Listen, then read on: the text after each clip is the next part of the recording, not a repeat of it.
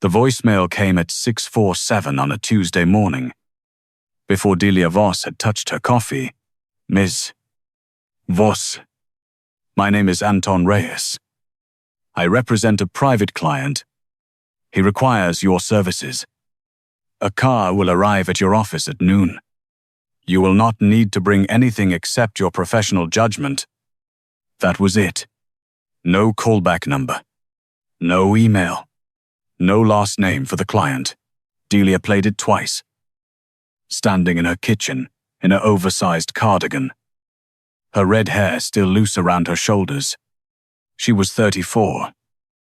5'4", and built like a woman who had stopped apologizing for taking up space sometime around her 28th birthday.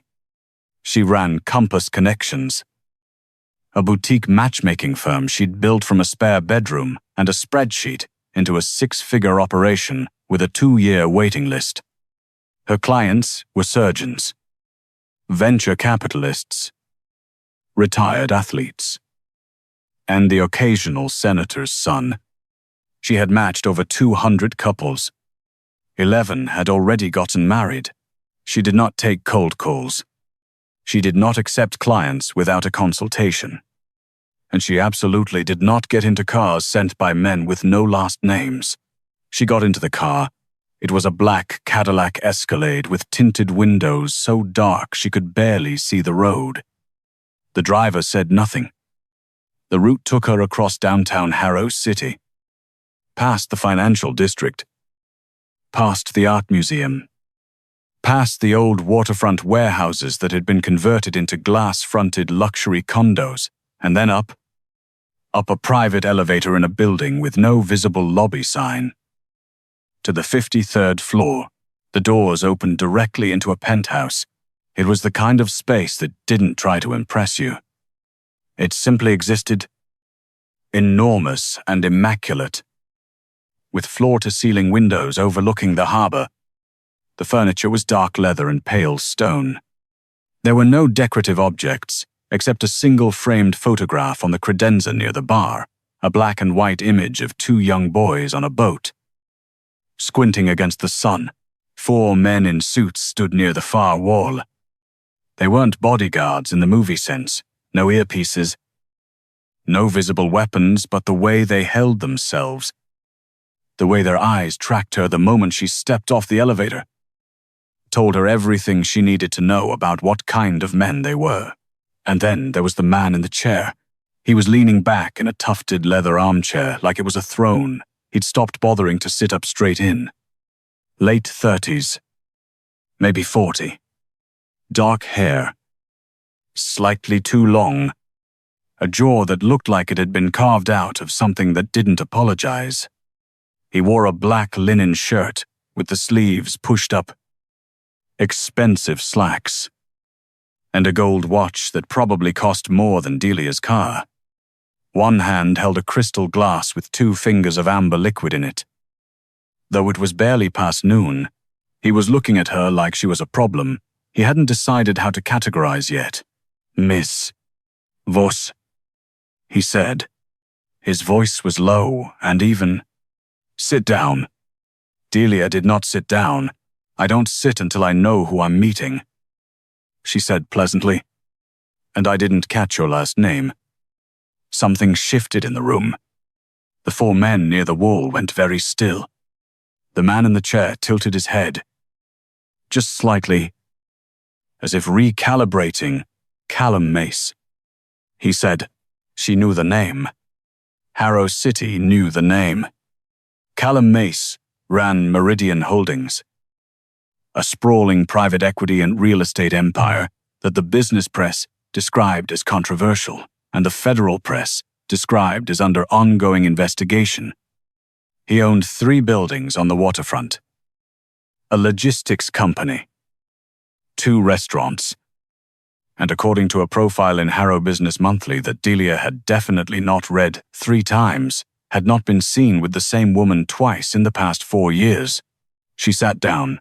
Thank you for coming, Callum said, which was not quite an apology for the imperious voicemail, but was the closest she suspected he ever got. Your representative said you need a matchmaker. I need to be married. Delia opened the leather portfolio she'd brought out of habit and clicked her pen. All right. Tell me about yourself. You already know about me. I know what's been written about you. That's not the same thing. He studied her for a moment. What do you want to know? Why now? Why marriage? Most men in your position, she chose the word carefully. Your position come to me because someone told them to. A board? A family? A lawyer? Which is it? A muscle moved in his jaw. My father is dying. Delia stopped writing. He has 4 months. Maybe 6. He spent 30 years building something, and he wants to know it goes to someone who'll hold it together. In his mind. That requires, Callum paused. Like the word cost him something, stability, continuity. A family. And you agree with him? I think what he wants is reasonable. That's not what I asked. He looked at her for a long moment. No, he said. I don't particularly want to get married, but I want my father to die in peace. So here we are. Delia wrote nothing for a moment. Then she wrote honest, reluctant, grief-adjacent motivation. She underlined the last part. Tell me about your last relationship. She said, 3 years ago, 8 months. She ended it. Why? She said I wasn't present. Were you? No. What happened before that? Does it matter? It always matters. He exhaled through his nose. There was someone before her. Longer. 4 years. She also left. He turned the glass in his hand. She said the same thing. That you weren't present. That she felt like she was alone in a room with someone who was looking at the door. Delia wrote avoidant attachment. High awareness. Low willingness to change. History of emotional unavailability. She paused. Then she put down her pen and looked at him directly. Mr. Mate, she said, I'm going to be straightforward with you. Because it's what I do, and it's why I'm good at my job. Go ahead. Based on what you've told me in the last 10 minutes, you are, at this moment, almost entirely unmatchable. The room got very quiet. One of the men near the wall made a small sound, like he'd inhaled too quickly. Callum Mace didn't move. He just looked at her. His expression unreadable. The glass perfectly still in his hand. That's a strong word, he said, very quietly. It's an accurate one, Delia said. She picked her pen back up. You don't want to get married. You're doing it out of obligation. You have a documented pattern of emotional withdrawal in relationships. And you are clearly accustomed to people in this room, she gestured, without looking at the 4 men agreeing with everything you say. That is a specific kind of loneliness. Mr. Mate. And it is not a quality that attracts a healthy partner. He was quiet for what felt like a long time. Then he said, what would it take to change your assessment? Delia blinked. That was not the response she had been prepared for. The responses she had been prepared for ranged from get out to do you know who I am, to a very calm and very threatening version of the same question. I'm sorry. You said, I'm unmatchable at this moment. He set the glass down on the side table with a faint, précis click. That implies the condition is not permanent. What would it take to change it? Delia looked at him. Really looked at him past the jaw and the watch and the posture, and saw what she always saw in the ones who surprised her. A person who was paying attention in a way they'd been pretending not to for a long time. Honestly, she said, please. You would need to decide that you actually want a partner. Not a placeholder. Not a symbol of stability for your father's benefit. An actual person. Who you're willing to let see you. She paused. And based on what you've described, that sounds like the hardest thing you've ever been asked to do. It might be, he said. There was nothing defensive in it. Just a statement of fact. Then I don't know if I can help you. Delia said. Not because I'm unwilling, because the work I do depends on both people showing up. And you're telling me you're only half deciding to show up. What if I agreed to fully decide? That's not something you can agree to in a conversation. Then what would it take for you to believe that I had? She studied him for a long moment. Outside, a cargo ship moved slowly across the harbor. Dwarfed by distance, you'd have to prove it, she said. Over time, which means I'd need to work with you differently than I work with anyone else. Not just curating matches, actually preparing you to be someone worth matching. Which is, she paused, more invasive, more demanding, and significantly more expensive than my standard process. Name a price. She named it. It was twice what she'd charged anyone before. She said it evenly, without apology, which was how she'd learned to say things that scared her. He didn't blink. Fine. I haven't agreed to take you on yet. I know. A pause. But you're still sitting here. She looked down at her portfolio. Her notes filled half a page. She thought about her waiting list. She thought about the 200 couples. She thought about the black and white photograph of the two boys on the boat. Squinting into sun that was probably long gone. My contract includes a behavior clause. She said, you agree to full transparency about your schedule, your history, and your emotional state throughout the process.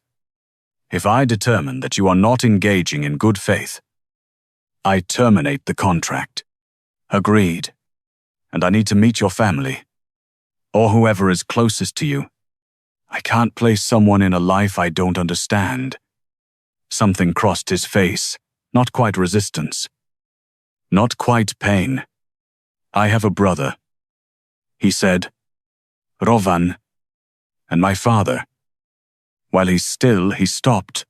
I'll need to meet them, she said, more gently than she'd said anything else. All right. And the men in this room need to not be there when I come back. I can't work with an audience. The 4 men near the wall were staring at her now with expressions ranging from offense to something that, on one of them, looked almost like admiration. Callum Mace looked at her for one more long moment. Then, slowly, he smiled. It was a small smile, barely a smile at all. Really, but it changed his face entirely. The way a crack in a curtain changes a dark room. Fine, he said. She came back on Thursday. No audience. Callum was at the kitchen counter when the elevator doors opened. Which surprised her. He was in jeans and a grey sweater, making coffee. And for a disorienting moment, he looked almost like a regular person. I wasn't sure you'd return, he said. I wasn't sure I would either. She admitted. That was how it started. She came twice a week for the first month. They worked in the penthouse, at the long dining table or on the sectional near the windows, going through what Delia called the inventory, her proprietary process for understanding who a client actually was underneath, who they presented to the world. She asked questions no one else had apparently thought to ask him. What made him feel safe? What made him feel trapped? What he looked like when he was happy? And whether he could remember the last time he had been, he answered slowly, like someone unused to the geography of his own interior. He wasn't evasive. She realized he simply hadn't been asked. The people in his life either wanted things from him or were afraid of him. And neither category asked the kinds of questions that required a real answer. She met his brother Rowan in the second week. Rowan was 2 years younger, looser, with a laugh that came easily and a habit of finishing Callum's sentences in ways that made Callum's eye twitch. He cornered Delia in the kitchen while Callum took a call. "You told him he was undatable," Rowan said. His tone was somewhere between horrified and delighted. "Unmatchable," she corrected. "And yes, nobody says that to Callum." "I know. He didn't fire you." "I know." Rowan looked at her with frank assessment. "What do you think of him, actually?" Delia considered. "I think he's someone who decided a long time ago that being needed was safer than being known. And I think he's starting to wonder if he made the right call." Rowan was quiet for a moment. "Yeah," he said. "That's pretty much him." She met Franklin Mace at the end of the third week. He received her in a hospital bed, set up in the sitting room of a different apartment.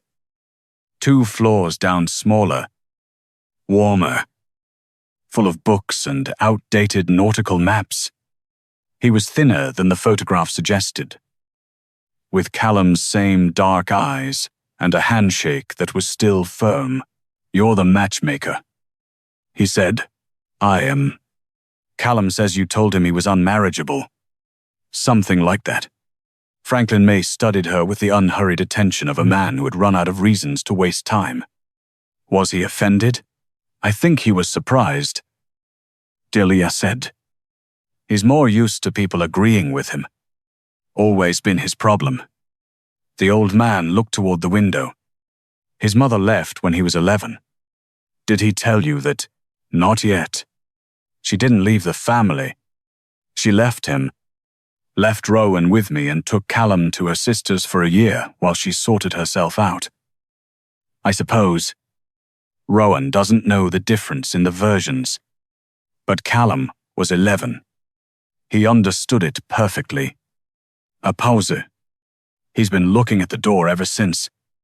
Delia thought about the phrase Callum had used, repeating what his ex had told him. Word for word. Like he'd memorized it. She felt like she was alone in a room with someone who was looking at the door. He hadn't been describing a bad habit. He'd been describing a wound. 6 weeks in. She brought him 3 profiles. Real candidates, women she'd worked with or vetted personally. All of whom were looking for a serious relationship and had been briefed only that the client was a private businessman. Callum sat across from her and read through each profile in silence. He was a careful reader, she'd noticed that. He didn't skim. He sat with each page like he was listening to it. "What do you think?" Delia asked. "She's impressive," he said of the first. "An architect from Portland. I have no idea how to talk to her." "Good. That means she'll challenge you. She's interesting," he said of the second. "A documentary filmmaker who'd spent 3 years in Southeast Asia. But I'd disappoint her." "Why?" "She photographs things worth keeping." "I'm not," he stopped. Delia waited. "I'm not someone people want to remember," he said. Not with self-pity, but with the flat precision of a man stating an observed fact. "That's the wound talking," she said quietly. He looked up.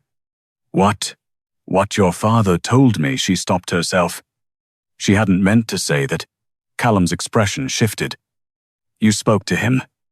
I told you I needed to meet your family." "What did he tell you?" She should have deflected. It was cleaner. But she looked at the man across the table, this man who had built an empire around being untouchable, who quoted his ex-girlfriend's words back to himself like evidence at his own trial, and she said, "That you were 11, and that she left you. Specifically. And you understood it." The room went quiet in a different way than it had on the first day. That first silence had been charged. Territorial, the silence of a man deciding whether to be threatened. This one was different. This one was the sound of something being set down. Callum was still for a long time. When he spoke, his voice was careful. He told you that. Yes. And what does it have to do with your job? Everything. She said. Because the reason you look at the door isn't that you're cold. It's that you learned at 11 that staying was what got you left. So you leave first.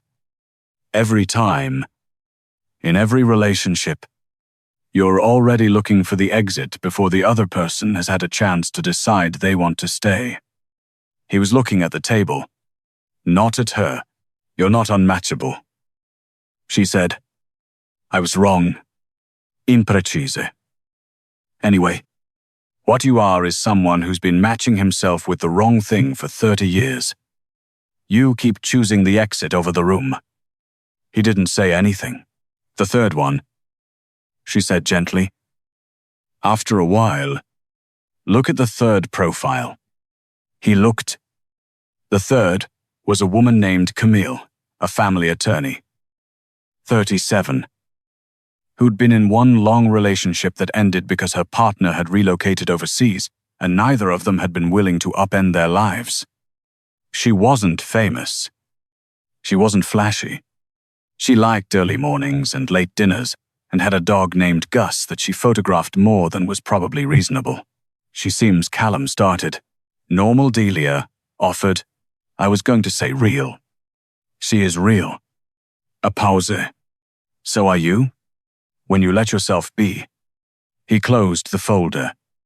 He looked at Delia across the table, and she became aware, suddenly, that the dynamic had shifted in a way she hadn't fully tracked that somewhere in the past 6 weeks. During the inventory questions, and the family visits, and the slow, careful architecture of a man being asked to look at himself. Something had happened that was not strictly professional. She was aware that she had feelings for him. She had been aware of this for approximately 11 days and had not done anything about it. Because she was a professional, and he was her client, and that was the end of the sentence. But she was also aware, because Delia Voss was honest with herself, the way she was honest about everything that she had started looking, for reasons to stay later. That his laugh, the rare times it happened, landed somewhere warm in her chest. That she'd begun to understand his silences the way you learned to understand someone's handwriting. She gathered the folders. I'll arrange introductions with Camille. She said, take your time with it. No pressure for it to be anything. Delia. It was the first time he'd used her first name. She looked up. The thing you said. He said, about choosing the exit over the room. His voice was slower than usual. When did you stop doing that? She blinked. I don't know what you mean. You haven't mentioned anyone. In 6 weeks of questions about what makes people feel safe, what they want in a partner, you haven't referenced a single personal example. You talk about your clients, about patterns you've observed, but not yourself. He looked at her with that same recalibrating focus she'd first seen on day one. Except it wasn't directed at a problem now. It was directed at her. Who matched you? That's not, she stopped. I'm not the client here. I know. He said. I'm asking anyway. She was quiet for a moment. Outside. The harbor was turning gold in the late afternoon light. That particular slanted hour that made the city look like a photograph of itself. Nobody matched me. She said finally. I matched myself. Onze. It didn't work out. And she paused. I've been fairly focused on other people's rooms ever since. You told me choosing the exit was a way of not getting left. He said quietly, I know what I told you. You do it too. She didn't answer, which was, she recognized, its own kind of answer. The introduction with Camille happened. It was pleasant. Camille was warm and smart, and she and Callum had a perfectly good dinner at an Italian place in the Millbrook neighborhood. And afterward, Callum texted Delia, she's lovely. I don't feel anything. Delia stared at her phone in her apartment at 10:45 at night. Gus forgotten somewhere in the back of her mind. And wrote back, "Give it time." He replied, "I've been thinking about what you said." Then, after a pause, about rooms and exits. She put her phone down. She picked it up again. "So have I." She typed. Then she deleted it. She sat with it for a while, the particular kind of sitting with something that has no resolution. "Only wait," he called the next morning. "Not to fire her. Not to withdraw from the process. I want to take a break from the introductions." He said, "Okay." Her voice was very neutral. "For how long? I don't know." Pause. "I think I've been approaching this wrong." "How so?" "I hired you to find someone for me. But I think what I actually need is." He stopped. She could hear him not saying the thing. "I think I need to figure out if I actually want the room before I try to bring someone into it." "That's a good instinct," she said. "I know. You're the one who put it in my head." Another pause. "Can I ask you something that isn't part of the contract?" Her chest did something she ignored. "You can ask. If you weren't my matchmaker," he said, "would you have dinner with me?" She was quiet for 6 full seconds. She counted. "That's a hypothetical I can't really answer." She said, "I know." He said, "I'm asking anyway." The second time he'd said that to her, she was beginning to understand it was how he pressed a door open that he wasn't sure would hold. "I'd need to think about it." She said, "Fair enough." She thought about it for 48 hours. She called her best friend, a woman named Bex, who ran an interior design firm and had no patience for Delia's professional scruples when they conflicted with her happiness.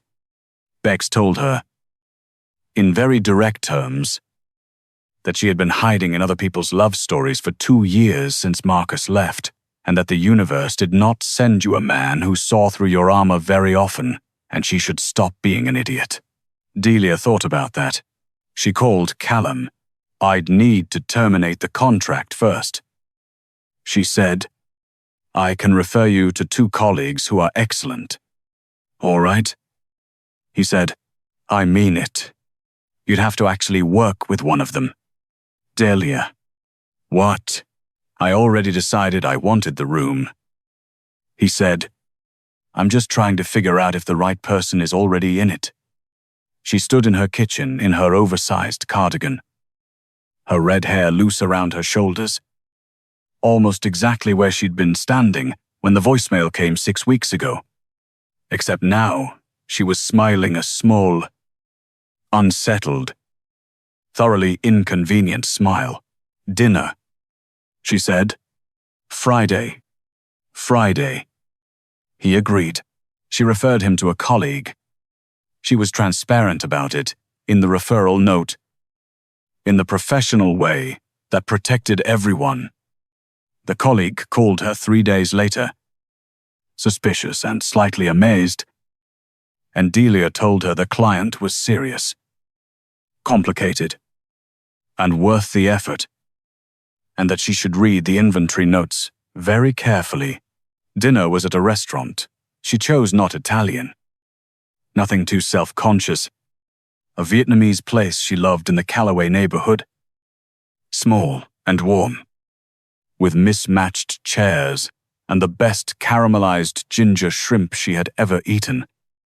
Callum arrived in a coat she hadn't seen before, looked around the room with the look of a man stepping into unfamiliar territory and deciding he liked it, and sat down across from her. "You look different," he said. "I'm not your matchmaker tonight." "I know." He picked up the menu. "It's a good different." They talked for 3 hours. Not about his patterns or her process or the architecture of relationships. They talked about the photograph of the 2 boys on the boat. It was him and Rowan. Off the coast of Maine. Summer when Callum was 9. Before anything happened that required understanding. They talked about her, which she wasn't used to about the matchmaking business, about how she'd started it, about Marcus and the ending that had nothing dramatic in it. Just the slow revelation that she had been more committed to the relationship than to the person. They talked about the cargo ships on the harbor and whether any of them ever got where they were going. He walked her to her car. It was cold. The kind of late autumn cold that made the streetlights look amber. "I have to tell you something," he said. "All right." "My father," he paused. He already knew. "Before I hired you, he'd researched you." He put Anton up to the call. Delia stared at him. "Your father arranged this. He arranged the introduction. Everything after that, he made a small gesture. He's not that good." She should have been irritated. She thought about being irritated. She thought about Franklin Mace in his sitting room, full of nautical maps, watching his older son with the quiet desperation of a man who understood time. "What did he want?" she said. "He told me, find someone who isn't afraid of you." Callum looked at her steadily. He said most people either want something from me or are scared of me. And I needed to find someone who was neither. And he thought a matchmaker would qualify. He thought you would qualify. A pause. He read about you. He said you had the kind of work that proved you weren't afraid of the truth. She stood in the cold for a moment, looking up at him. "You told me I was unmatchable." He said, 5 minutes after meeting me. Unmatchable at that moment. And now, she thought about it seriously. The way she thought about everything seriously. Now. She said, "I think you're someone who's learning that staying in the room is survivable. And that's not nothing. That's actually," she paused, "that's the most matchable quality there is." He looked at her for a long moment. The amber light from the street lamp cut across his face and made him look. Briefly. Like the boy in the photograph, the one squinting into the sun. Before he'd learned to look at the door. "Friday dinner," he said. "Can it be a standing thing? Ask me again in a month." She said. He nodded. He didn't push it. That, she thought, was new. That was something he hadn't been able to do 6 weeks ago. She drove home through the amber streets of Harrow City, and somewhere on the bridge over the harbor, she laughed quietly.